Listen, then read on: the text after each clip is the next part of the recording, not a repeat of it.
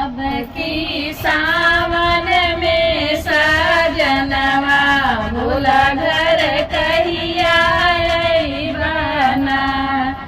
अब की सावन में सजनवा भोला घर कहिया अइबना।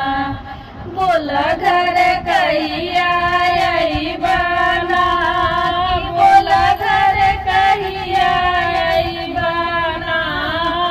अब की सावन में सजनवा भोला घर कहिया अइबना। हरियर भइल खेत खरिहनवा भोला घर कहिया अइबना। हरियर भइल खेत खरिहनवा भोला घर कहिया अइबना।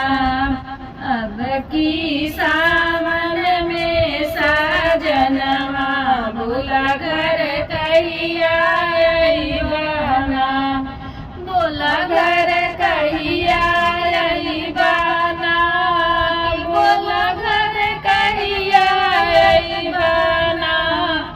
अब की सावन में सजनवा भोला घर कहिया अइबना। पवन जियरा मोर जारे बोलिया बोले कोयलिया ना। पुरवा पवन जियरा मोर जारे बोलिया बोले कोयलिया ना। बोलिया बोले कोयलिया ना कि बोलिया बोले कोयलिया ना। अब की सावन में सजनवा भोला घर कहिया अइबना। अब की सावन में सजनवा भोला घर कहिया अइबना। हर हर लहर खेतवा में धनवा भोला घर कहिया अइबना। हर हर लहर खेतवा में धनवा भोला घर कहिया अइबना।